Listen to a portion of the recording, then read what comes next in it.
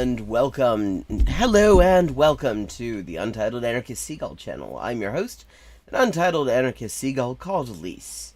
And we've got I think, a pretty good show coming up. We've got some interesting bullshit to look at. How's everybody doing in chat as I just get everything set up here?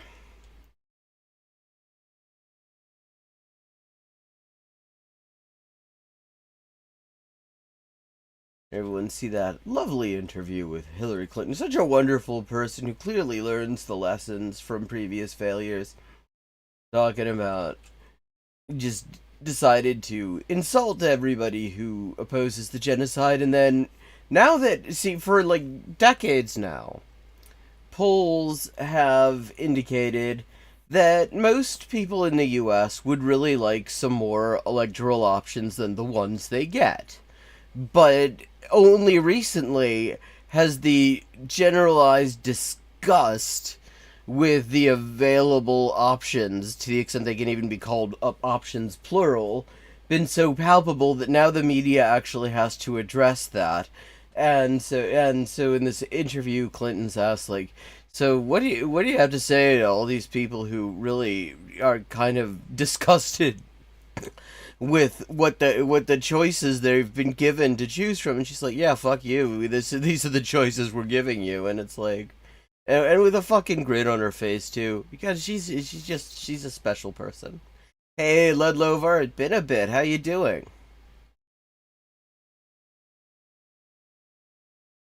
That mean you're around Colorado way these days?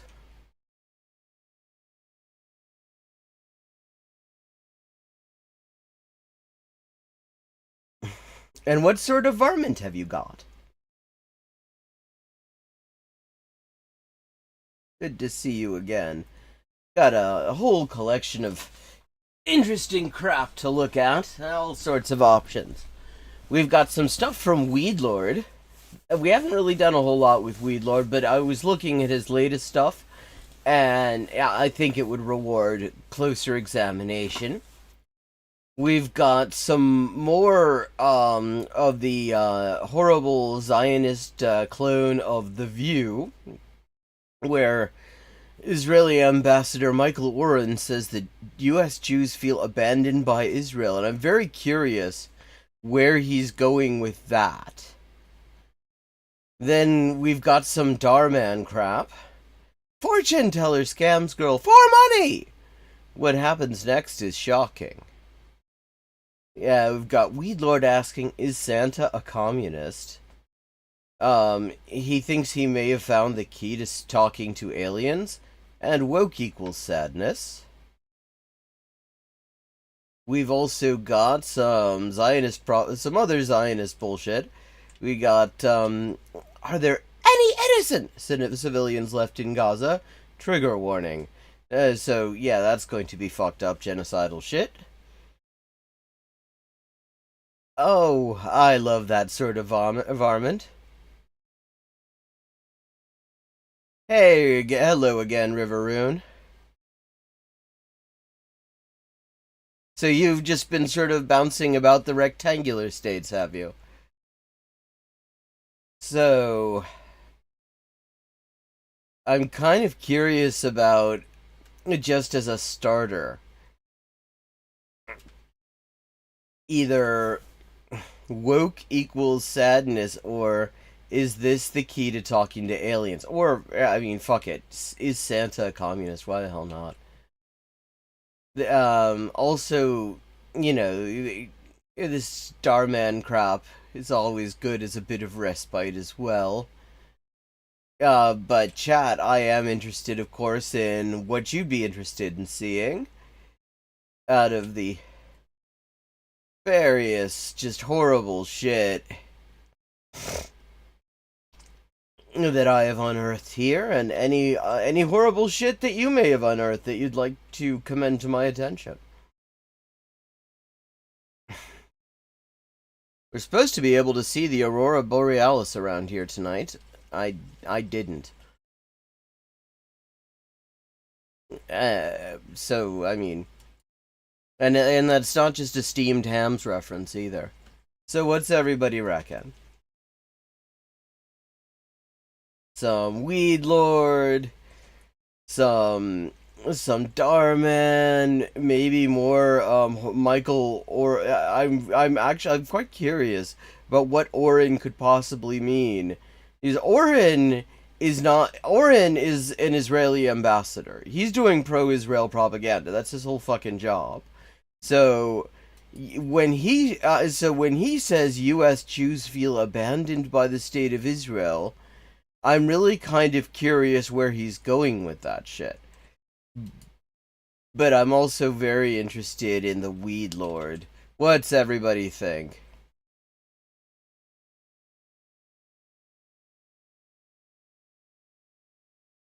Oh, allergies are finally starting to subside.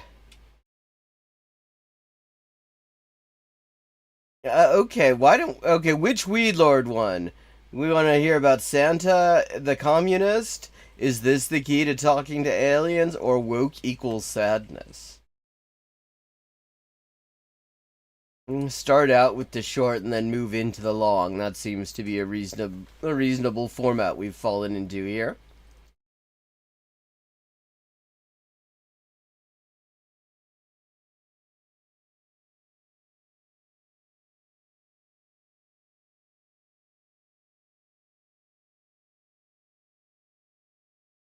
Fuck it, let's do woke equals sadness.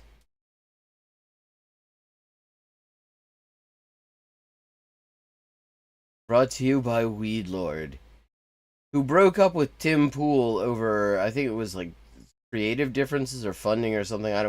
I forget what it was. The lore was deep.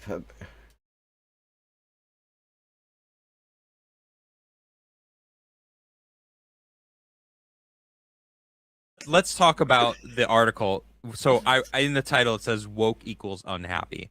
And that's because Okay, I just can't help noticing that this dude here, bottom right, is one of these many right wingers who think that they invented hating Joe Biden. I mean, it's so cute that they think that they invented that. I mean, I don't even get what their actual objection to the guy is. I mean, he's doing basically everything they could possibly want. Oh yeah, that's right, you have a ferret. of this article from the New York Post. Woke people are more likely to be unhappy, anxious, and depressed, new study suggests, which... I wonder why it might be. Okay, first of all, how is the study defining woke? But, I mean, it's like... So, essentially what it's saying is, like, people with principles that do not, embrace, like, fucking imperialism, capitalism, white supremacy, and kind of think maybe society shouldn't suck so much. Yeah, I wonder why, people who are paying attention to just how fucked up the society is might be more likely to be unhappy, anxious, and depressed. Damn, they needed a study for that? Thank you, Garrett. I really? Oh, wow. Shocker. I mean, sense. You know, the world's against them. You know, they think that everyone other than them has an advantage in life that they somehow don't have, even though they probably have rich parents. I mean, there is the whole thing where rich people have kind of an advantage. Psychological researchers in Finland. First of all, this is New York Post.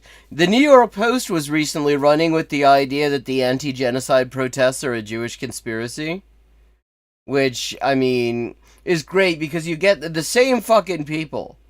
The same fucking people can't decide whether the line they want to go with is that it's campus anti-Semitism or whether it's a Jewish conspiracy. I mean, which suggests, like, that to the extent they have any objection to anti-Semitism, it's when it's on campuses. They feel it should be in other places or something.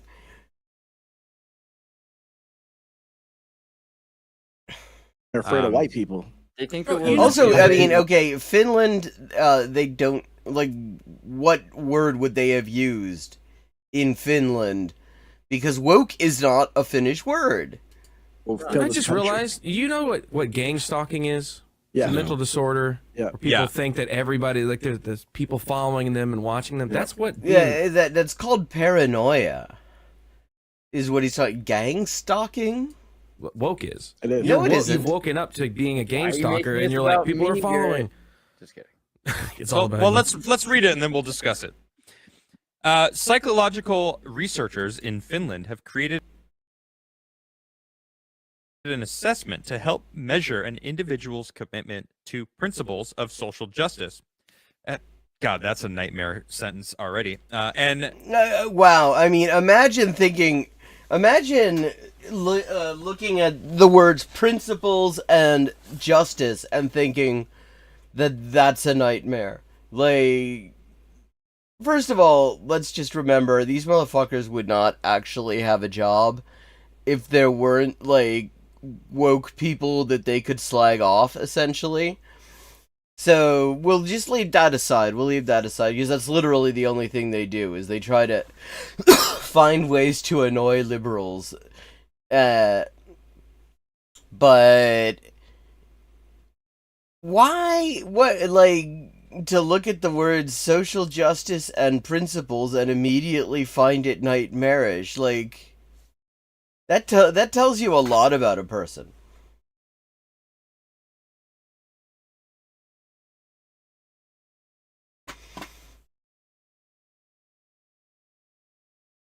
Made some surprising findings across the Finnish population, including a negative correlation between progressive ideals. Okay, let me see. Invest Flagship Center, Turku. I'm kind of curious who funds them. Inequalities, interventions, and new welfare state is what INVEST stands for. So, who funds them?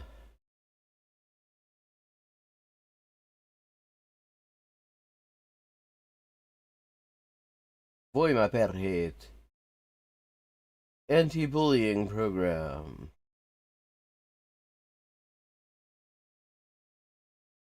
Finish. Okay. Don't see any information about funding. Doesn't actually see. It doesn't appear to be a straight up, like, it doesn't appear to be a right wing think tank. Yeah, Riveroon actually kind of actually managed to say what I was trying to say a minute ago. When one's beliefs don't align with current societies, they will feel discontented. Yeah, exactly. You look around, I mean, it's like saying that people who think that the way the world works sucks are less likely to be happy about the world. Wow, I know, it's a shocker.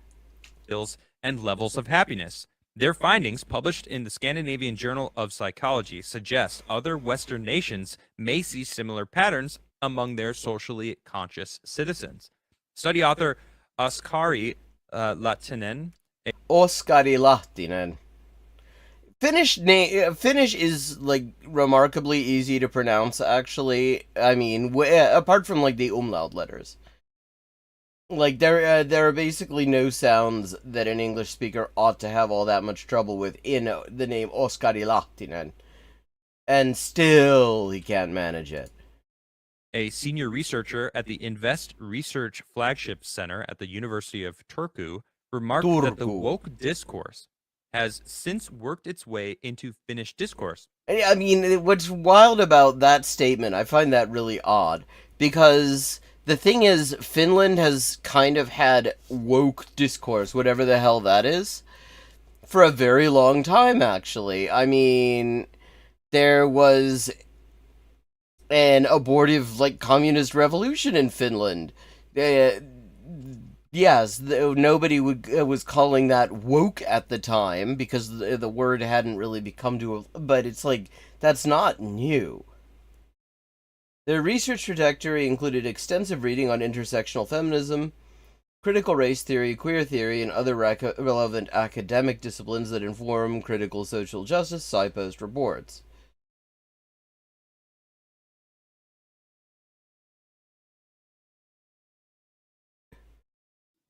This debate was largely data-free, and it could thus be considered a worthwhile question Oh, okay.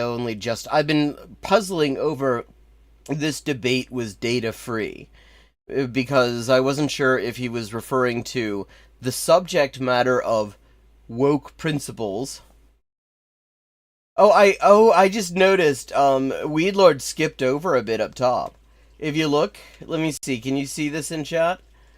If you let's see. If you look at the first line of this article, it's "Is ignorance bliss?" And he skipped it. Even to study how prevalent these attitudes are, he continued. No reliable and valid instrument existed prior to the study to assess the extent and prevalence of these attitudes in different populations. I mean, yes, public opinion polls exist. I mean, the real problem, it isn't that there isn't a valid instrument. It's that the term the term is extremely imprecise because at this point it's mostly used by the far right to slag off anything that is like less horrible than them. It's not that there's a lack of a valid instrument. Yeah, exactly. Well, I mean, if you go on the Surf's YouTube channel to the playlist Thought Slime Collabs, there's one they look at back when Weedlord was still over with Tim Pool, where they're talking about how SJWs are just always angry, as opposed to how even keel right-wingers are always. You know, like how Tim Pool did a whole thing where he was ranting about how supposedly Joe Biden invented Trans Day of Visibility just to, like, own Easter. So I set out to develop one. Their research trajectory included extensive reading on intersectional feminism, critical race theory, queer theory, and other relevant academic disciplines. I see they kind of just left out any kind of... Well, I guess intersectional feminism would kind of include, potentially some kind of class analysis in there if it's done properly anyway, but, I mean... well, it does say, and other relevant academic disciplines. But, I mean, that already this whole idea, because I don't think that there is all that strong a correlation between adherence to these specific academic disciplines and whatever the hell woke is meant to be by any given speaker.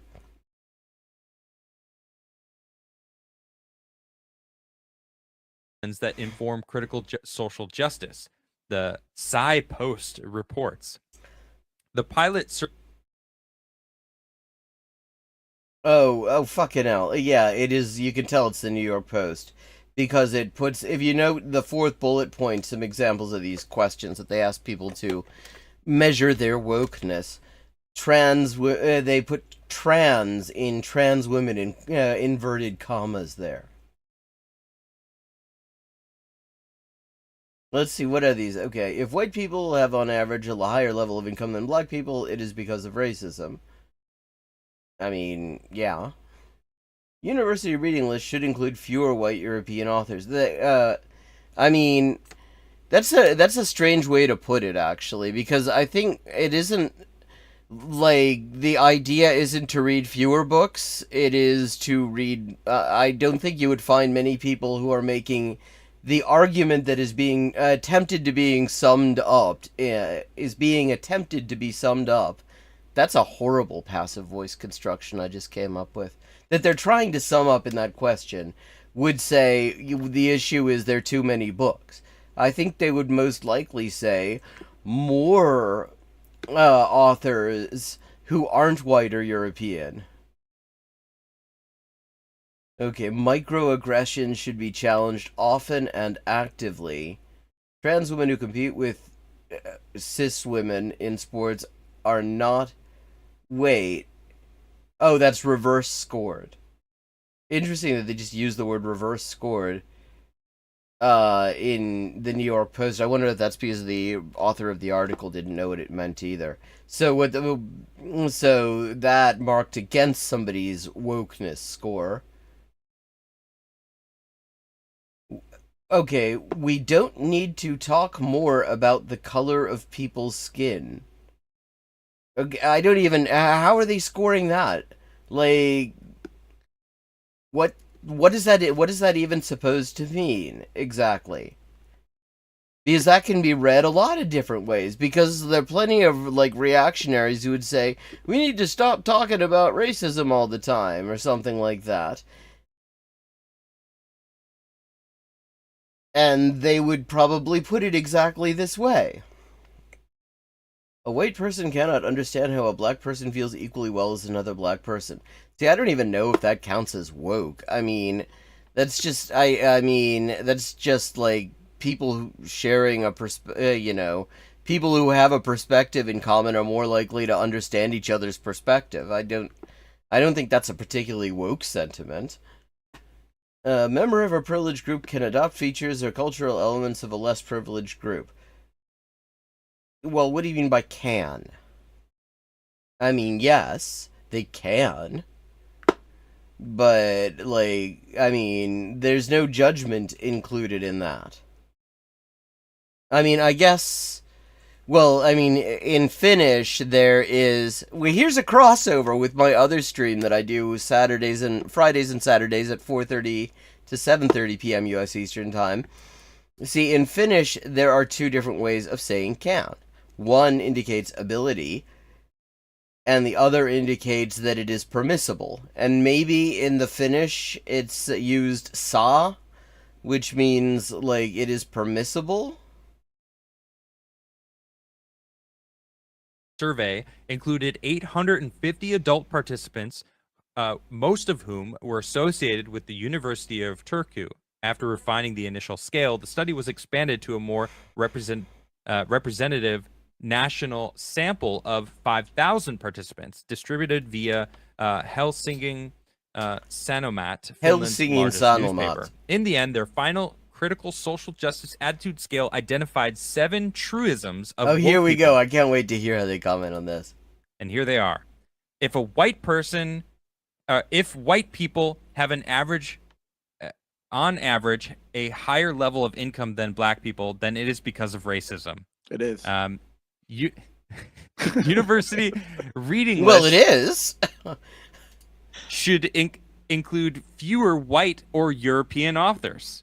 Agreed. Microaggressions should be challenged often. Does anyone know who this dude is who's saying, like, I'm curious. I have I'm not familiar with any of these people other than Weedlord, and I'm wondering, is he being sarcastic there, or is he perhaps actually legit agreeing? And actively. Whoa, that second one is crazy. It took me a second. Wow. University reading list? It is wild. Wow. Trans women. Yeah, it is wild because it isn't actually what the people who they're trying to approximate would say. They would not say, like, less, just fewer white or European authors. They would say more authors from other fucking backgrounds. I mean, why they put it this way, I mean, knowing the way study design works, this will have gone through drafts and it will have been okayed by all sorts of committees. So people had to have there would have been a specific reason that they decided that this is the way they were going to phrase it. Who compete with women in sports are not helping women's rights. We don't need to talk more about the color of people's skin. Fact. A white person cannot understand how a black person feels equally well. And you know it's a right-wing stream too, because you've got one guy who's just a fucking Greek statue in the middle As another black person. And A member of a... It only goes in one direction. That's crazy. A member of a privileged group can adopt features. Yeah, these are or shitty questions. Cultural elements of less privileged, Absolutely. of a less privileged group. So the gender divide was probably the most surprising to me. They told the Finnish of Finnish attitudes. 3 That is the least surprising thing. out of 5 women view woke ideas positively, but only 1 out of 7 men. Wow, you mean, so you're saying that ideas that, among other things, challenge sorry, men's privileged position within society are less popular with men than they are with those who stand to benefit from that challenge? Wow, I know I'm shocked. I mean, don't tell Xander Hall. He thinks that, I mean, because he got really angry at the idea that maybe actually, if we're doing what we do right, it will actually be a harder sell to, like, white dudes, because it actually does involve kind of taking them down a peg in some ways. This was especially true of women in fields such social sciences, education, humanities. So by thinking with your contrast, heart more. yeah, and listen to this part. Wow. By contrast, participants who worked in STEM were more likely to critique social justice efforts associated with being woke. What are social justice efforts associated with being woke? This is such a fucking vague... I mean, this article is vague as hell, and the study seems vague as hell. So, if you're smart, Yeah. you're not woke. Yeah. So there's so this also proves a just correlation depressed. with Well, yeah, and, like, I just can't help noticing none of these guys are in STEM fields, so what did they just say about themselves? being dumb and having social justice be your ideology. Wow, yeah, because, I mean, being in fields such as social sciences, education, humanities, yes, that totally... Yeah, that doesn't require any fucking skill at all, of course. That's gotta, so that's just being dumb. Like, this is the sort of insightful commentary you can expect from Tim Pool's former sidekick. They don't say that, but we can read between the lines there. Yep. Yeah, well, yeah, they don't say that because that's just nonsense. However, the most Dan concerning Snyder? finding... What the fuck? What? That's what That I was is. thinking. Dan Snyder, Garrett, the Nickelodeon pedophile, right there. Yeah, that guy, show's coming yeah. out about them. Oh shit! Really? This guy? Sorry, I oh, cut you okay. off. Yeah, you don't want to Anyway. know about that rabbit hole. I don't know about that. I don't want to know. Anyway, let Don't me wanna just know, finish bro. this. Was that like a Playboy However, the bunny most rabbit hole? concerning finding was the relationship between mental health and agreement with the scale. Specifically, researchers found a high prevalence of anxiety and depression in people who believe the statement, if white people have an average of higher income than black people, it's because of racism. So what you're saying is, what's concerning here is that people who think that there's something fundamentally wrong with the society aren't happy to live in the society. Wow, that's such a shocking finding. And in such an upbeat country as Finland, too. More broadly, they found that those who identified as left-wing...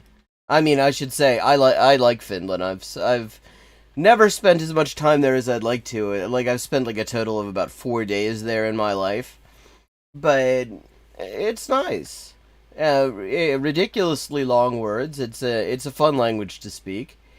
Everyone thinks it's harder than it is. Most likely to report lower mental well-being. Yeah. Lahtinen warned against extrapolating their findings to international audience just yet, particularly across Western nations. The studies were quite robust with a sample size above 5,000 and good psychometric properties. Well, I mean, if you just ignore the fact that a lot of their questions are phrased in a way that doesn't actually make a whole lot of sense. However, the scale would need to be validated in North American samples in order to know these attitudes manifest there. Well, I can tell the you, exact opposite. you know what? I don't know how George has been there. George, have you heard this? Most of this? Okay. What do you think about all this? Well, I'm curious to know what Quarter Black and Other Black have to say about it. Welcome to the show, George. Coming in hot. Advanced colors as well. No, I think it's all BS. Come Oh, on. lovely. It's the same agenda. It's the same. It's the same BS. It's like there was an article today by. Wait, is he saying that the finding is bullshit? Which is interesting because they don't seem like. Is he saying that people who don't like the way society works are actually happier?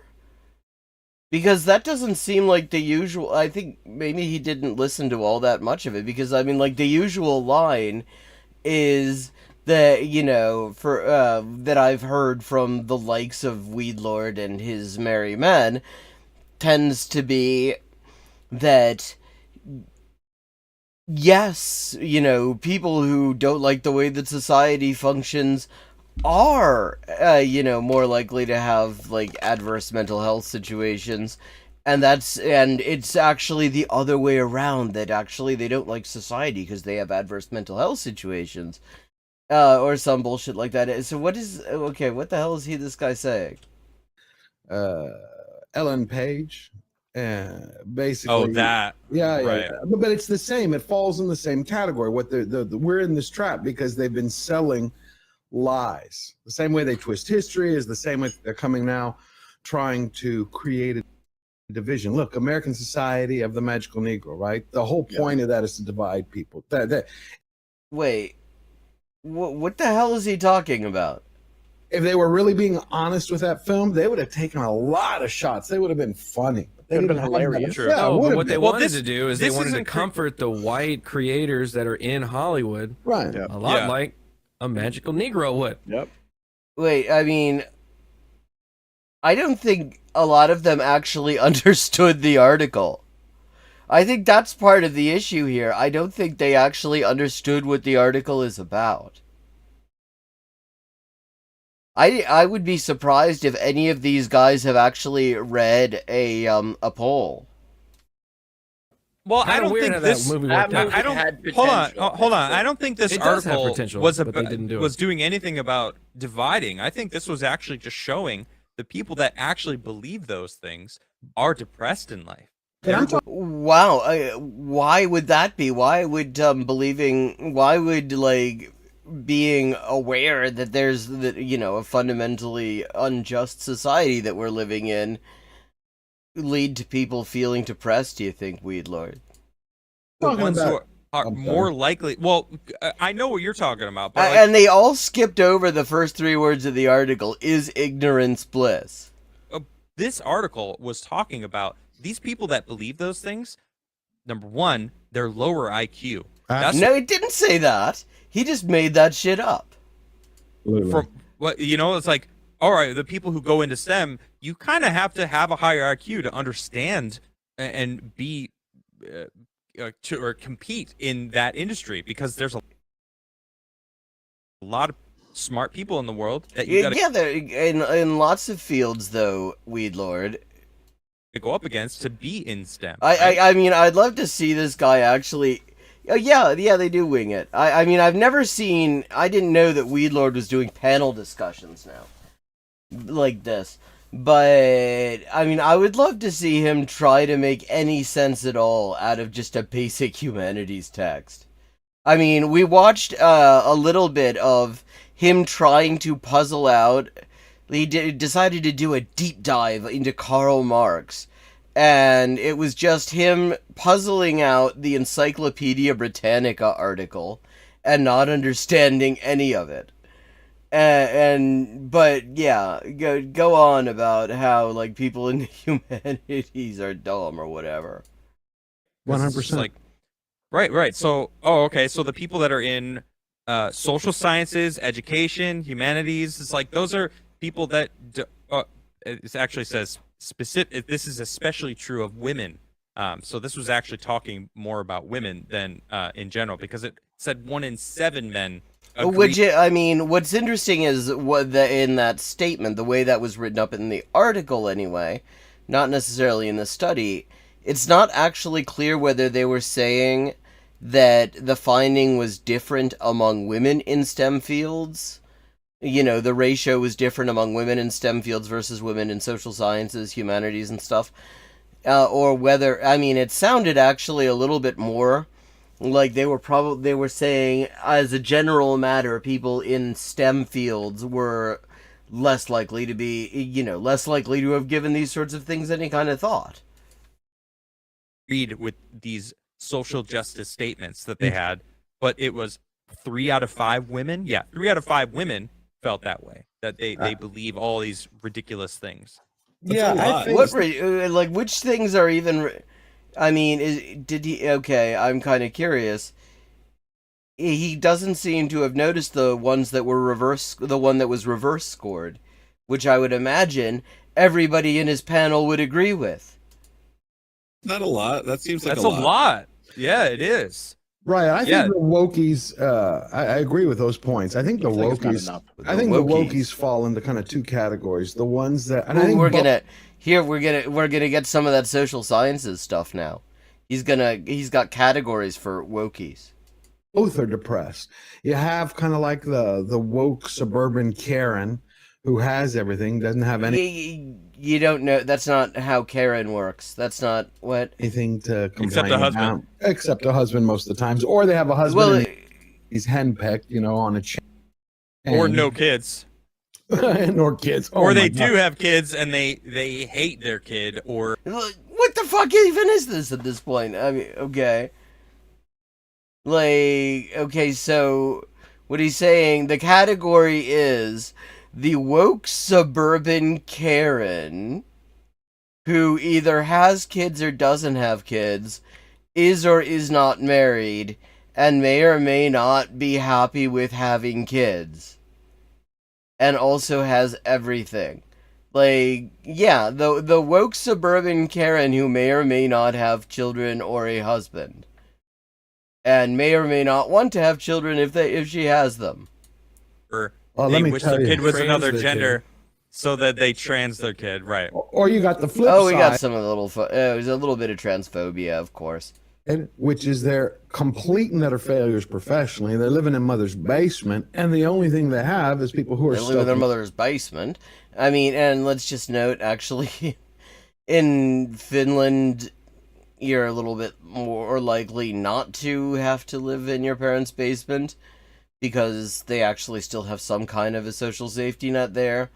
I mean, Helsinki, I have to say, it's like the first like major city I've ever been to that didn't where there were no rough sleepers anywhere, because they figured out that actually it turns out you can sort out homelessness with this one wild trick of like providing people with a good place to live.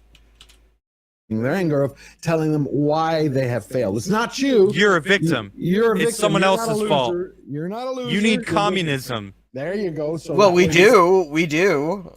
It's the white man that held you down. It's the man that held. This is we are talking about Finland. I would be actually. I mean, I would have a feeling that probably this was a fairly ethnically homogeneous sample. It's not that there aren't people of like non-Finnish origins, living in Finland now. It is becoming more of a multi-ethnic society, but I would actually be kind of surprised if there was a significant sample in there. You down. The woke especially system. the white man. It's though. capitalism. Yeah, I mean, everyone in Finland is constantly complaining about the white man. Yeah. Okay.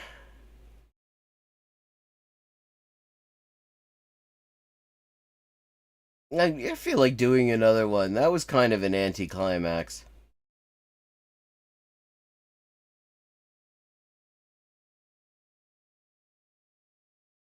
Is this the key to talking to aliens? See, these are the sorts of thing that clever... Wait, of course there's a channel called Woke Karen. That's a brilliant name. In fact, it ought to be a band name, too. Hey everybody, thanks for coming back to my channel, or welcome to my channel if this is your first time here. Today I want to talk about something just cool, exciting, fun, something to be excited about instead of the doom and gloom that you're probably used to. Like where you don't understand how studies work. Seeing on the interwebs. Well, this is a story that I saw. It kind of pertains to what I talk about on Forbidden Frontier, just aliens and the future. Of course he does. Also something that I really love. One of my favorite movies as a kid was the Star Trek series. Not the This actually does not surprise me, because one of the many special interests that he has tried, that back when he was still doing the Pim Toolcast, he would occasionally try to, like, inject into the conversation, and Pim Tool would just shut him right the fuck down, was, like, anything to do with space. Like, he so fucking wanted to talk about space, and Pim Tool would just shut him down immediately. Next Generation or the original, but the series. He always wants to talk about something incoherent, though. Or, no, excuse me, the original cast was in. I think there was 6 movies. My dad had the VHS that actually had the Enterprise on the side. Do you know what I'm talking about? Anyway, one of my favorite. You mean the... Which part are you asking if people understand? Like the Enterprise, the side, or the VHS? I mean, and I know where he's going. He's talking about Star Trek 4, which rocked. I should say that was actually the first Star Trek movie I ever saw. Saw it when I was like, I think 8. It had just come out on video, and I watched it at a friend's house. Absolutely rocked. Favorite ones was the one where they went to Earth to try to save the blue whales. No, it was not the blue whales. It was the humpback whales. That was really cool. And whale song is one of those things that has always intrigued me. In fact, my wife, she has a whale ear, like a petrified whale ear. Really interesting. A friend of hers gave it to her. But I was always curious on what they were saying. You know, the sounds of whales, it's beautiful. And turns out we might not be that far away from being able to communicate with whales. Check this out. Scientists had a groundbreaking conversation with a humpback whale in her own language, and it could help humans chat with aliens someday. We're getting ahead of yourself there, Business Insider. I mean, if we're, like, being able to talk with whales is not enough of a fucking achievement? Assuming, I mean, this is Business Insider. We have to assume that this is probably going to have been blown out of a proportion to some extent. But imagine you're like, well, you know, fuck whales. What are whales gonna tell us? You're fucking up the planet. I could actually eat you, but I don't because I'm that nice. Jonah didn't taste good. I mean, fuck talking with whales. Maybe we can use this to talk with aliens. Scientists had a groundbreaking conversation with a humpback whale in her own language. And it could help humans chat with aliens one day. Huh. That's pretty amazing. Let me just move that over a little bit for you. Check this out. This is really cool. What do whale experts and alien hunters have in common? More than you might expect.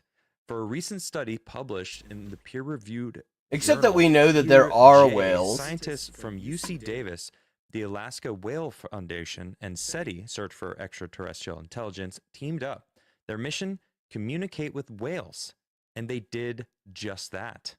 Okay, Twain and the scientists didn't talk about the weather or the latest fish gossip. We're still a long way from that level of understanding. Which does raise the question, how do we actually know that what they said to the whale was understood as the thing they were trying to say to the whale? In a landmark experiment, the team had a 20-minute conversation with a humpback whale named Twain in her own language. Twain and the scientists didn't talk about the weather or the latest. Did the whale tell them that her name was Twain? We're still a long way from that level of understanding. What did happen, though, was remarkable.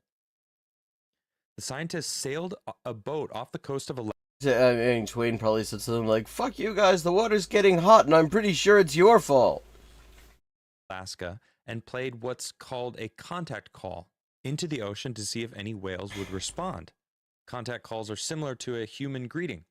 Whales use them to call over other whales to let each other know where they are. Lead author Brenda McCowan, a professor at UC Davis's School of Veterinary Medicine, told Business Insider, they are one of the most common signals within the humpback whale social sound repertoire. Fred Sharp, co-author of Principal Investigator with the Alaska Whale Foundation, told Business Insider. Is he just going to be reading this whole article? For the next 20 minutes, the scientists emitted the same contact call 36 times at varying intervals, and Twain responded to the call each time. Even closely matching. Well, so Twain must have been getting kind of annoyed. So it's like, hello? Hi! Hello? Hi! Hello? Like, I mean, at a certain point, it's like when you like somebody sends you a friend request on Facebook that you've never heard of, and they just send a message like, hi. And then you say, well, yeah, hi, how you doing? And then nothing happens. And then 3 days later, hi. And eventually you get a little bit annoyed. The intervals. Meaning, if the scientist waited 10 seconds before calling back to Twain, she would in turn wait 10 seconds before responding. McCowan said, this type of interval matching suggests Twain was engaging in an intentional exchange. So they didn't really so much have a conversation in that sense then. It's more they greeted her and she replied back. It certainly felt like we had been heard, Sharp told BI, emphasizing that their work is done with a permit from the National Marine Fisheries Services, and readers should not try this at home or sea. And we hope that she felt the same way too. We believe this is the first such communicative exchange between humans and humpback whales in the humpback language, McCowan said in a statement. The calls come from the humpback whales the researchers had recorded from a small group of whales just the day before the encounter. The group we might have been playing back her own hello to her, Sharp said. Which, think about how creepy that would be. You're just sort of swimming around in the ocean doing your thing, and then suddenly your own fucking voice comes back at you. Possible Twain was responding to her own signal. We might have been playing back her own hello to her.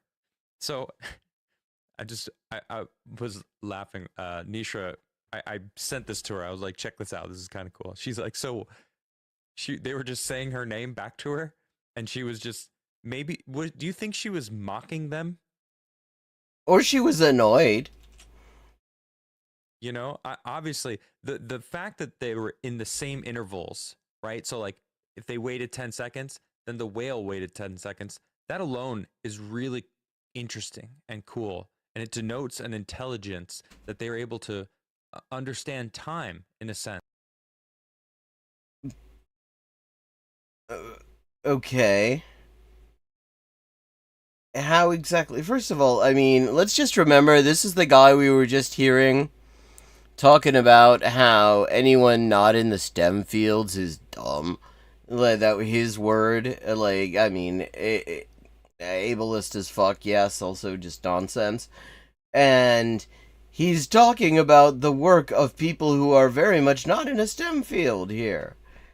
With this sort of frank amazement. And it's like, do these things compute for him? Does he understand what any of this is? And that, to me, is the biggest thing about this that was really cool. I think it's kind of weird that they could be playing back her own message, or it could be actually horrible. Like, what if this Twain was hearing her, like, offspring, right? And thought that maybe it was their offspring out where this boat was. Yeah, exactly. You get there and it's a fucking boat. You'd be actually kind of... Yeah, I'm agreeing with Weedlord. This won't happen often. But yeah, and it turns out it's some people in a boat, and it's like why? I was sleeping.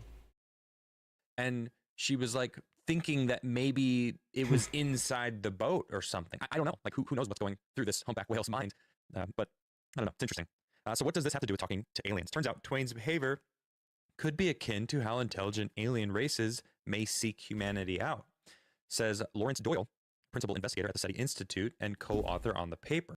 I mean, I just can't help noticing. It's like when he's not doing stuff specifically for the right. I mean, you notice that. I mean, this was something like Thought Slime and Lance from the Surfs were observing as well during the Marx thing. It's like when he's not specifically doing anything to do with all the reactionary shit that he's involved in, it's almost wholesome. And then he moves over into all the white supremacism and stuff, and it's like, oh no, get back. Talk more about the whales and the aliens, please.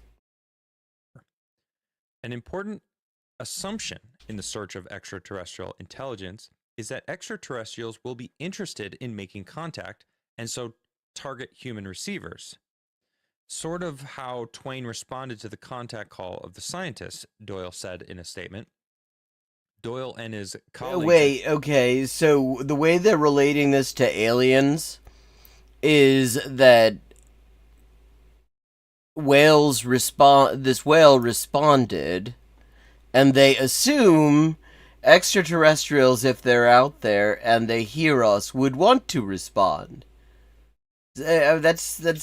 That's kind of a tenuous connection, I have to say. At SETI are working with... I mean, yes, if they're right about the assumption, then they're right about the connection, but that doesn't say much. Whale and animal experts at the UC Davis and Alaska Whale Foundation to create intelligent filters to aid in their search for extraterrestrial intelligence.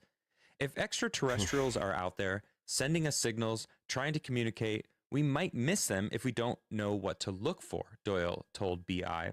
By perfecting these intelligent filters, scientists could use them to identify...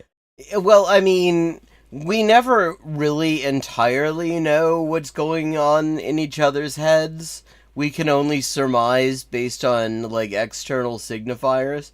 So, I mean, I wouldn't say that that's why it's not a conversation. I would say the reason it's not a conversation is that they were just fucking saying hello over and over again, and she kept saying hello over and over again, and, like all the worst guys on dating sites.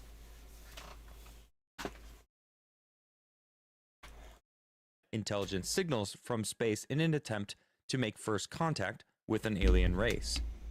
There are diverse intelligences on this planet, and by studying them, we can better understand what an alien intelligence might be like, because they're not going to be exactly like ours. And again, I mean, I just can't help thinking, this guy just wrote off everybody who's not in STEM. I mean, I think this is actually before that one. But, like, the way in which these beliefs coexist, he can be absolutely awestruck by this, at the same time as he dismisses anyone in the social sciences or anything that isn't strictly STEM, you know, anything that might have to do with how humans interact and how society works and all that sort of stuff, because it turns out that people who are interested in how society works are more likely to be aware of how society works and therefore less happy with how society works. You know, one thing that pops in my head when I was reading this, if we're sending back a signal from Twain that we recorded from Twain's group of whales, we don't know what it means. So if we get a signal from an alien spacecraft or a civilization, I don't even know how, close enough that they would be able to receive a signal that we send back, right? I guess, because space, who knows how they might be long dead by the time our response signal gets back to them. But say we intercept one of their signals and we go, wow, this is an alien signal. It truly is not anything that we sent out there. It is very clearly a signal from something else, not just like a magnetic interference or wave traveling through the universe. What if we are an alien race And Is this about to be Three Body Problem? Is he about to just like recap Three Body Problem? Is he going to be like, it's going to be, we are an alien race and you do not, and if you value your human survival, you will not respond to this, or something like that? we are going to conquer your planet. And any attempts to avoid this is basically saying you need to be wiped out completely instead of just, So it's sort of like, so essentially it's a message from Space Biden.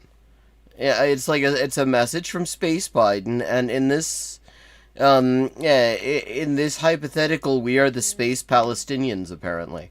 Pushed aside whenever we need something from your planet. And we send that same message back to them. He's just basically describing imperialism. I wonder if he actually realizes he's literally describing a thing that actually happens in the world and that the US is doing all the time. Right, thinking that it's always wild when people read sci-fi that is very much about stuff. It just like transposition of stuff that goes on Earth, and then it'll be all about, and then when somebody actually points out that it's about stuff that goes on Earth, and that's they've added some aliens and ray guns or whatever, and they're like, oh, why are you trying to make it political?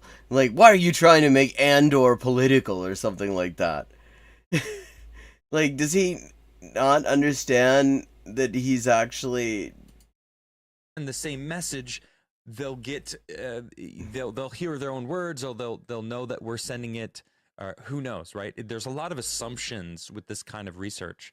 There's no definitive proof that this whale knew what we were saying. Maybe it was just mindless. I think the whale probably knew what we were saying because it was in the whale's language. The real question is, do we know what we were saying? Surely. Do we know what we say? It could be that that hailing call they think it is actually whales telling each other to fuck off. I say this, and again, this is not speculative. There is an example of this in the history of imperialism. There's an area near Ballarat in Victoria, in Australia, called Wendouree. And it gets its name because when colonizers showed up in the area, the locals just shouted to them, Wendouree, Wendouree, Wendouree, and so they thought that was the name of the place. Later, they became aware that Wendouree means fuck off.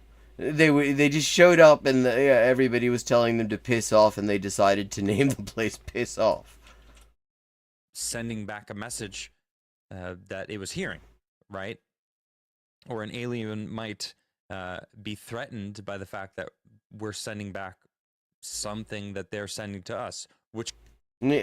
Or they just might think that we're dickheads or that we're mocking them. Could have been a threat. Or could have been a hello. Who knows? We couldn't know, right? Because how would we decipher an alien language? Well, not with STEM, actually, but there are people in other fields who have experience with making sense out of languages that we've never had any contact with. Not a STEM field, but they're out there.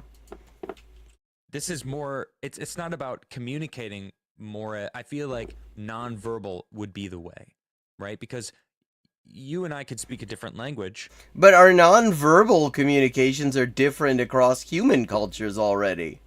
Like, you start talking about, like, other species, whether they're extraterrestrials or they're whales, where you've got different fucking body parts. Obviously, the body language isn't going to be the same. And we can meet in real life and shake hands and smile at each other and recognize that we're not a threat to each other. There are cultures, there are human cultures where actually...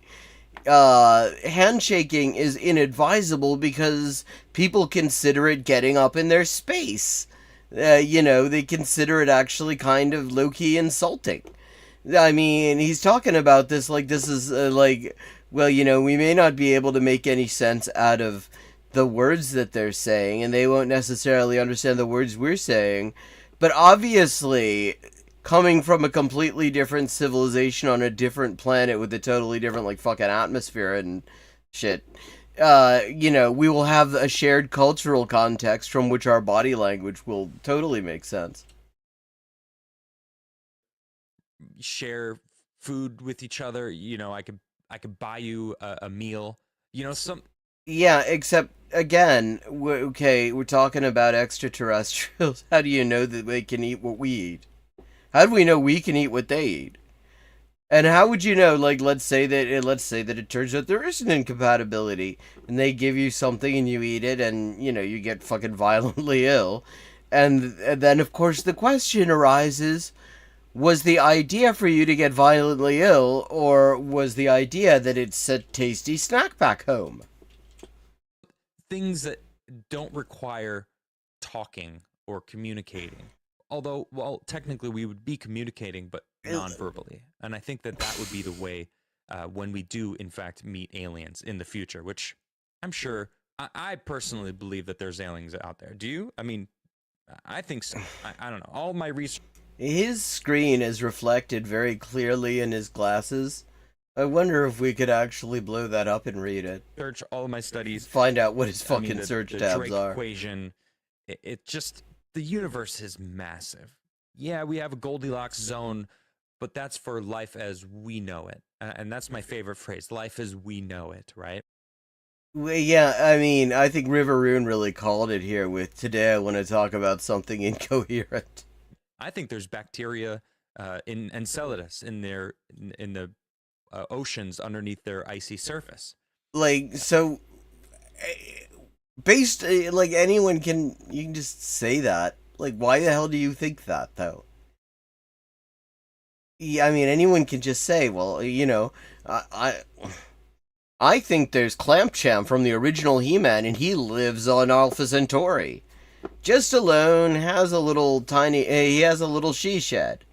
And he just sits there watching Netflix on a very long delay all the time. I mean, who cares? I mean, there's teams of energy coming, or of life, feeding on the energy from the undersea thermal vents on our own planet. No sun reaches down there, but if you look down there, there's plenty of life. I think that's what's going on in Enceladus, but that's not an intelligent life that we know, or maybe it is.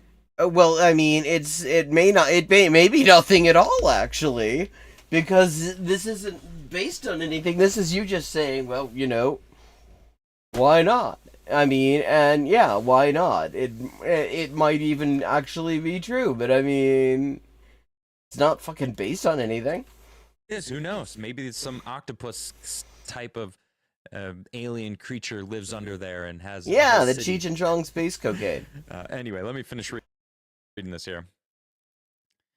Let's see. The research is also testing the idea of whether or not intelligent alien life would even seek us out. How do you test that out, though? I mean, what? You just sort of look at us and then say, would anyone... If you knew that we might exist, would you want to find out more? They could discern that. I have no idea. Whale research has indicated if you're intelligent, curiosity comes along with that, and you want to make contact. Well, I agree with that. I like that. The scientists said they hope similar work can be carried out with other intelligent animals on Earth, including other cetaceans like dolphins, carnivores that cooperate to hunt, and other highly social species like meerkats and animals. Well, I really meerkats hope and that animals they study octopuses more, and it is octopuses or octopi. Technically they're both correct, but I'm pretty sure octopuses is the correct way to put it. Either way, they're incredibly smart creatures that I think they're the humans of the sea, if there were to be them. I mean, dolphins are incredibly... They're the humans of the sea if there were to be them. There are them.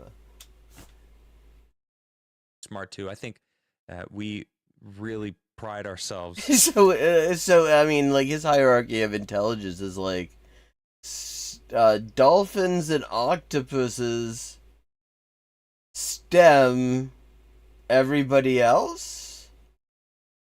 Maybe to a fault that we are the reigning champions. I agree with that statement. Yeah. I mean, the more I watch this, the more I doubt it. Actually, but anyway, thanks for tuning in. I hope you enjoyed this story.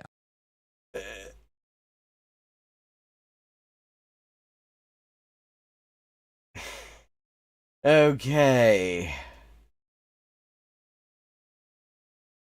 Yeah, I mean, that's the thing. It's like, when he's talking about this stuff, it's a wholesome scene. It's incoherent. He doesn't actually know anything, but it's just like wholesome, and there's like some genuine curiosity and stuff.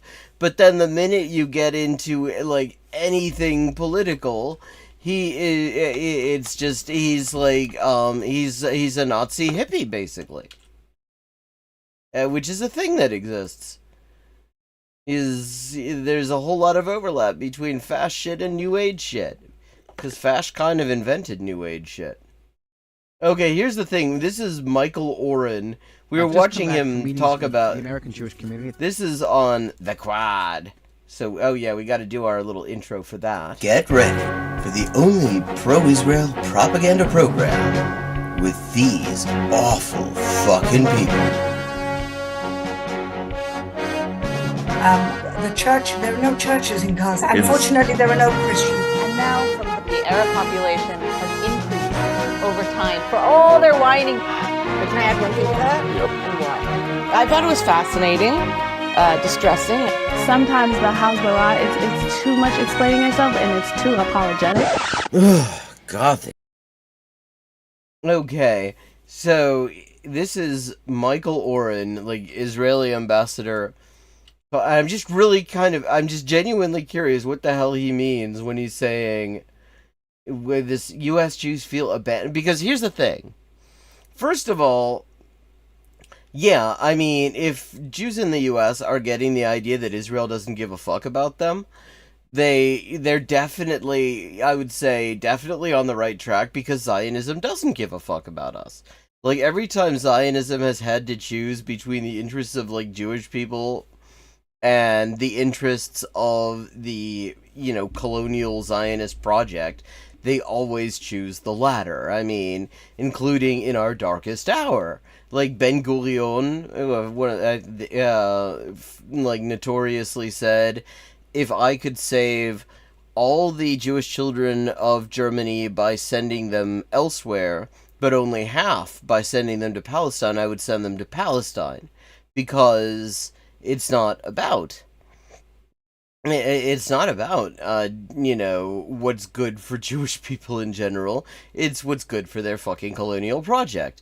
I mean, the only thing that I would actually take issue with there is the word abandoned, because that implies that Zionists were ever really on our side in the first place, as opposed to being, like, the biggest fucking pick-me's, in the, like, Jewish population, who basically will ally with any kind of anti-Semitic asshole if they see some sort of advantage to be had, no matter how many of us they screw over in the process.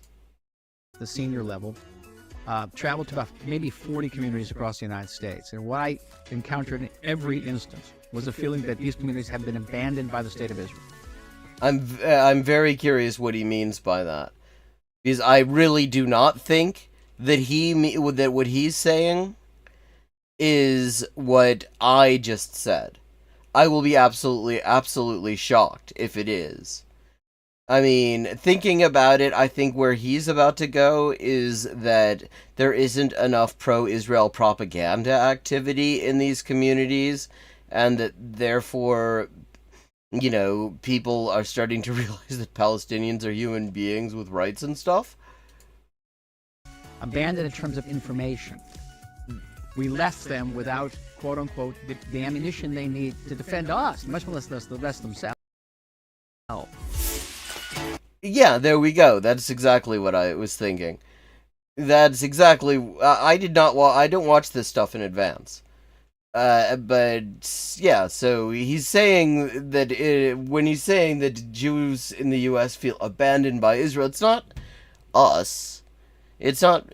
It's that the people he's talking to, of course, are just, Zionist activists who want to have propaganda that they can use to somehow put a positive pro-Israel spin on the horrible shit that everybody is seeing who's paying any attention at all.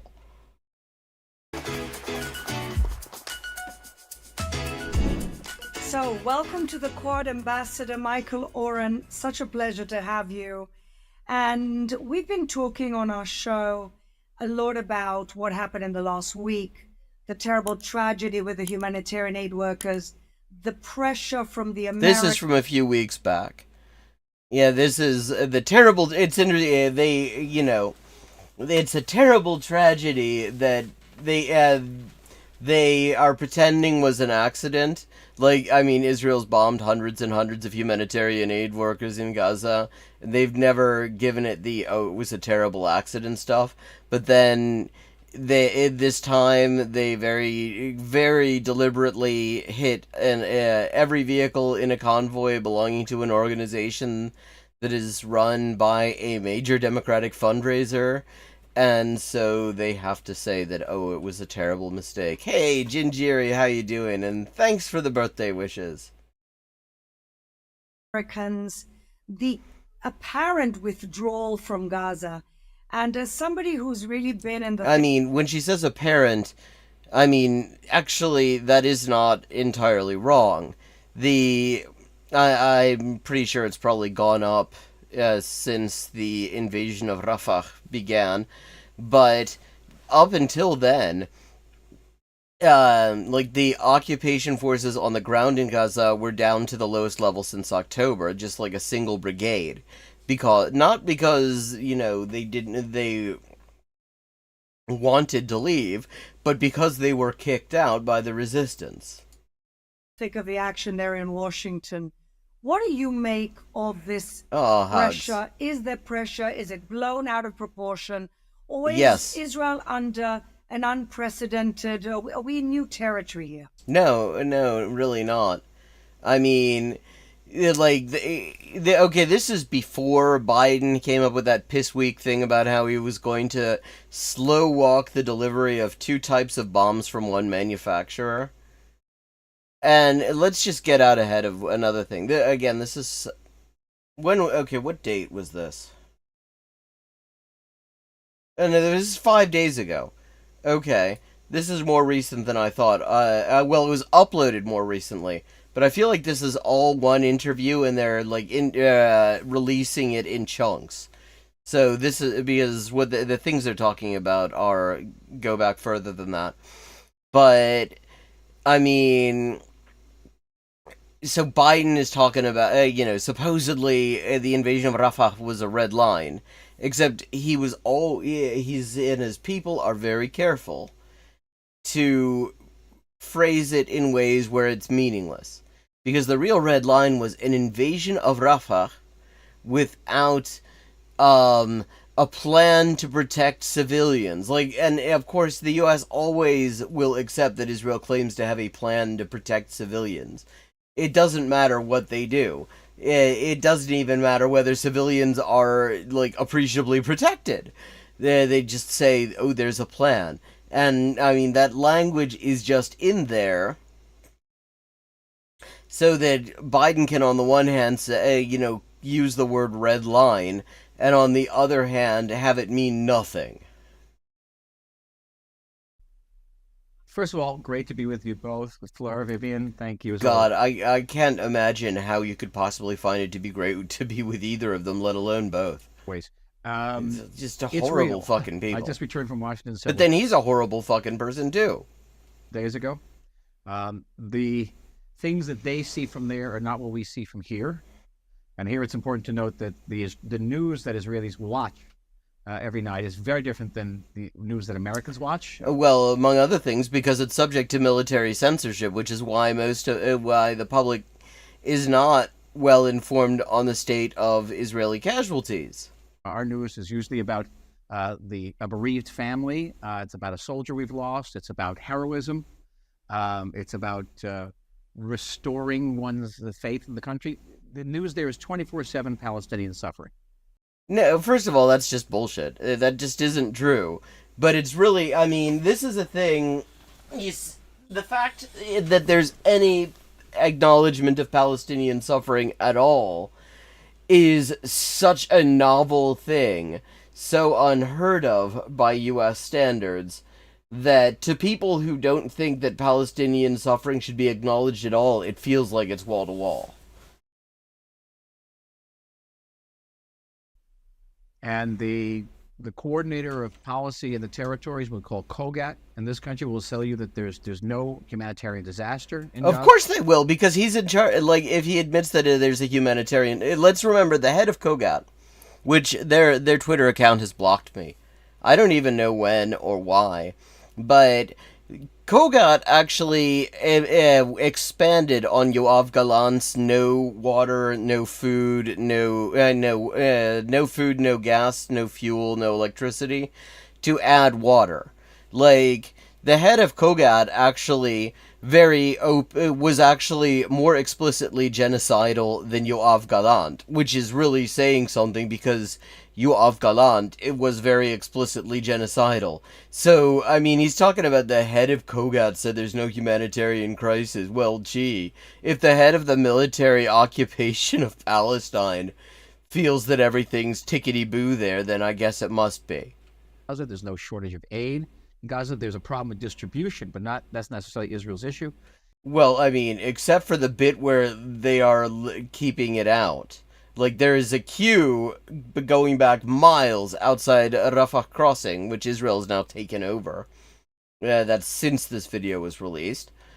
Of trucks just waiting to be allowed in by Israel, because Israel bombs them if they go in without permission.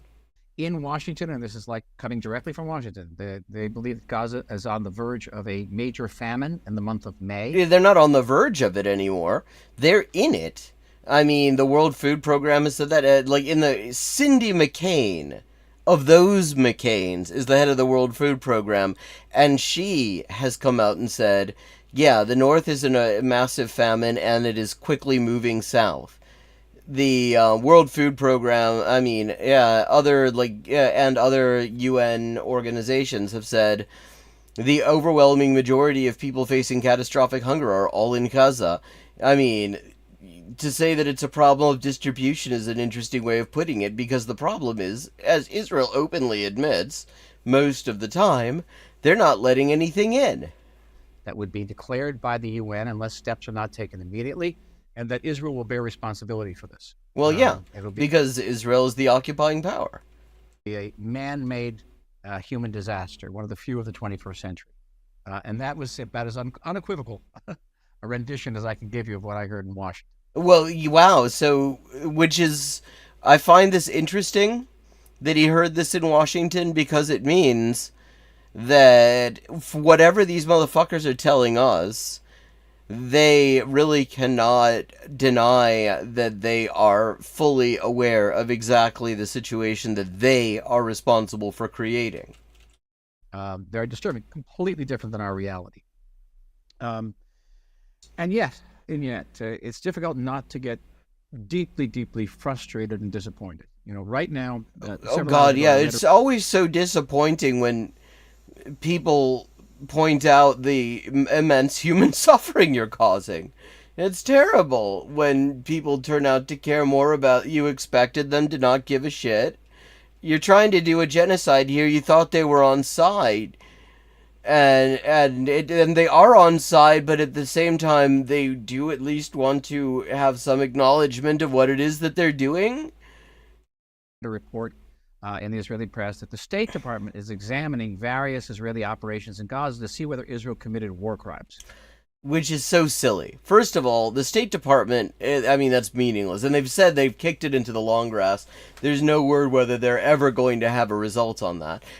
Which is another way of just admitting that even the State Department, who has an entire section dedicated to finding ways to declare things that are obvious war crimes, not war crimes, if the U.S. wants to continue supplying them, even they can't come up with a way to put any kind of a positive angle on this stuff.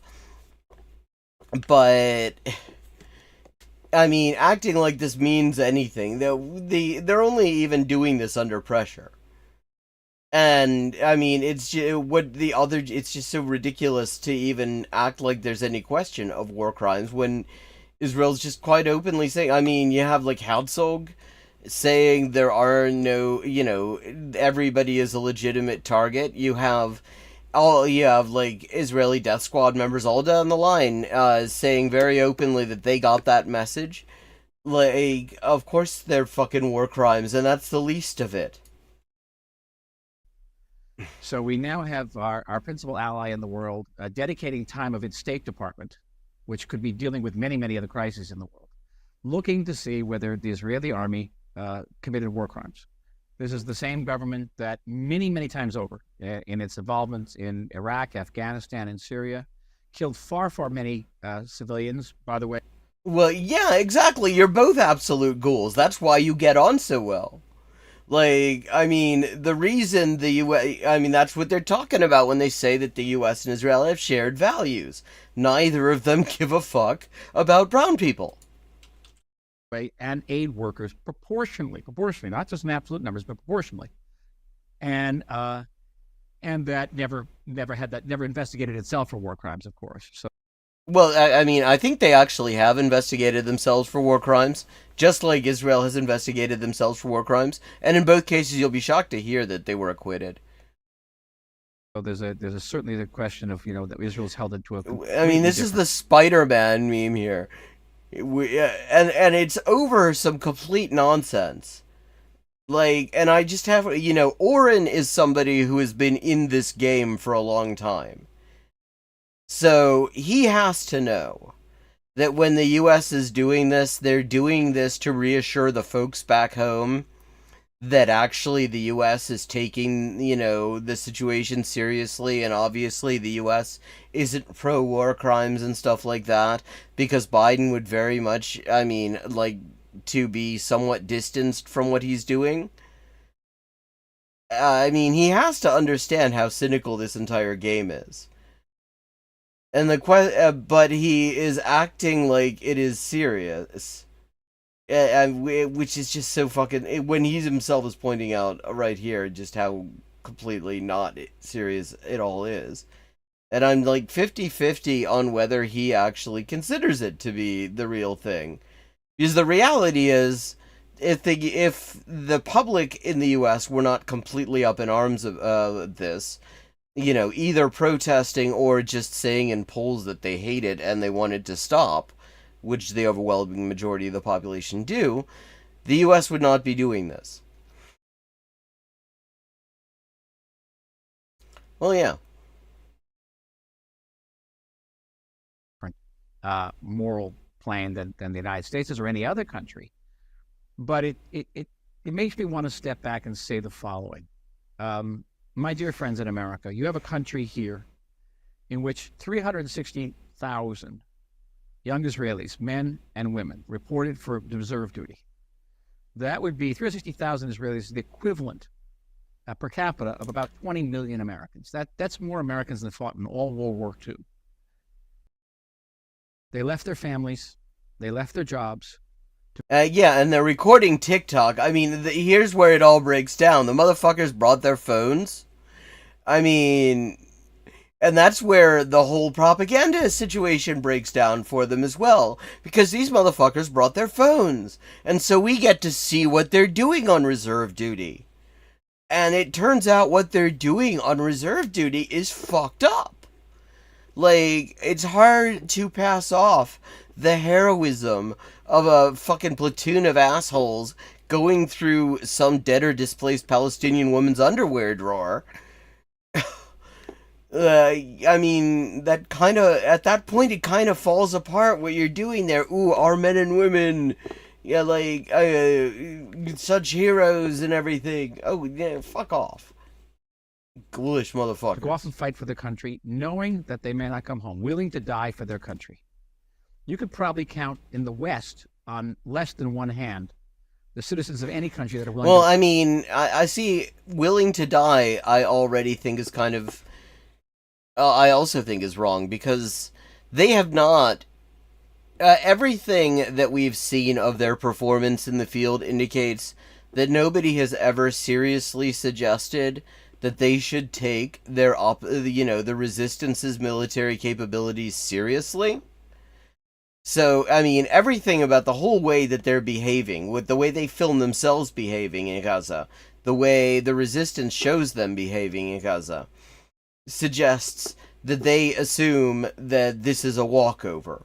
That they're not, that they will never meet any serious resistance. I mean, it's the exact same thinking that led them to dismiss all the warnings that they got about October 7th, because they just assume Palestinians can't fight. And then the Gaza division collapsed, and like a number of senior officers, like general staff officers, are still being held in Gaza now, although Israel is probably in the process of killing them. Well, go out and fight for, die for their country. I don't know many people in Belgium are willing to go out and fight for Belgium. I don't know many people willing to go out in Italy or even in Spain to go out and fight and die for their country today. But in Israel, everybody is. And what are they fighting for? These people. Well, I mean, again, the TikTok shows us a lot. I mean, it seems to be mostly they want to commit genocide, and they're very happy about this, and they sing little songs about it, and they're stealing people's shit. They're also stealing people's shit. People, these wonderful young people who left their families. Yeah, I mean, again, you see from the TikTok, they really are just wonderful young people. Not at all the sort of people that you'd like to repeatedly kick in the nuts. Their jobs, left their lives for 4, 5, 6 months, went out to fight, not just for their families, not just for Israel, for our security. I think they went out to fight for a civilization against a great evil. And to not recognize... Yeah, I mean, and that thinking already is, like, I mean, that's genocidal shit right there. I mean, that, if you would have asked, like, SS officers what they thought they were fighting for, they would probably, if you would ask them, again, like, go back 1943, ask them, would you say you're fighting for civilization and against a great evil? They would all fucking agree with that. Even as they were committing, like, hideous fucking war crimes. Though, I think even if they had had the technology, they would have known better than to fucking advertise it, because, sometimes the war doesn't go the way you want it to, and then you end up on trial. What's that? Has to be. Oh, I just noticed the time. It is time for me to wrap up. Thank you to everyone who's joined in. I will be back tomorrow at 11:30 p.m. U.S. Eastern Time to continue the JabroniCon. Maybe continue watching this, maybe watch some Darman bullshit, and in the meantime, let's just get the Discord link in there.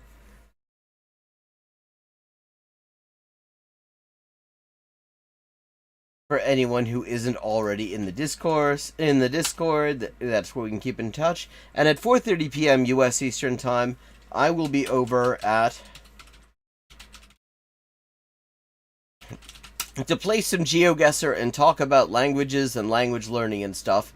It's a fun little chill stream. I'd love to see you there. Riveroon has already shown up a few times. Always great to see you. Have a good night. Good night, good luck, and fuck Xander Hall.